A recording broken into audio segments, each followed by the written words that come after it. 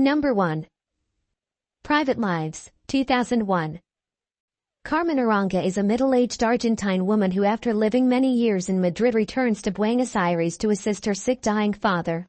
Her sister Anna is a lawyer in charge of managing family inheritance. Once at home, she relives the trauma of when she was imprisoned because of her political ideas. During the 10 months of prison, she was raped and forced to give birth to a child who was later given up for adoption. Incapable since then to have a stable relationship, she experiments a very particular method to satisfy her sexual impulses. Every night he pays a young male escort named Gustavo to listen to his voice. But when he falls in love with her and she yields to his attention, both their lives are distorted. Number 2. Savage Grace, 2007. This examination of a famous scandal from the 1970s explores the relationship between Barbara Beckland and her only son Anthony. Barbara, a lonely social climber unhappily married to the wealthy but remote plastic Sarah Brooks Beckland, dotes on Anthony, who is homosexual. As Barbara tries to cure Anthony of his sexuality, sometimes by seducing him herself, the groundwork is laid for a murderous tragedy. Number 3. The Beautiful Beast, 2006. La Belle Bête is a powerful study of the conflict between beauty and ugliness, hate and love. The story revolves around 3 main characters. At the center, Patrice, a beautiful but mindless youth, stands gazing at his image in the water.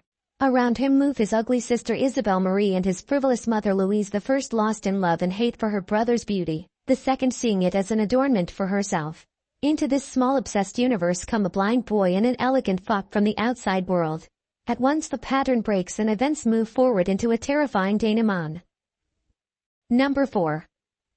Ma Mère, 2004. Pierre, a youth, comes from his grandmother's in France to stay with his parents in the Canary Islands.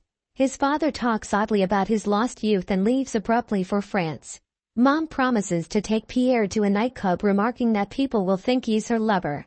His father dies in France and his mother wants him to empty his father's office.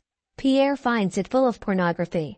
His mother takes him in tow into a night world without morality, a world of sexual exploitation, exhibitionism and wildness. What will Pierre make of this, and what ultimately will he make of his mother? Number 5. Home, 2016. 17-year-old Kevin, sentenced for violent behavior, is just let out of prison. To start anew, he moves in with his aunt and her family and begins an apprenticeship at her store. Quickly he adapts to his new home and gets along well with his cousin Sammy in his last year of high school. Through Sammy and his friends, Kevin meets John. Upon discovering John's unbearable situation with his mother, Kevin feels the urge to help his new friend. One evening, fate intervenes and questions of betrayal, trust and loyalty start to direct their daily lives more than ever.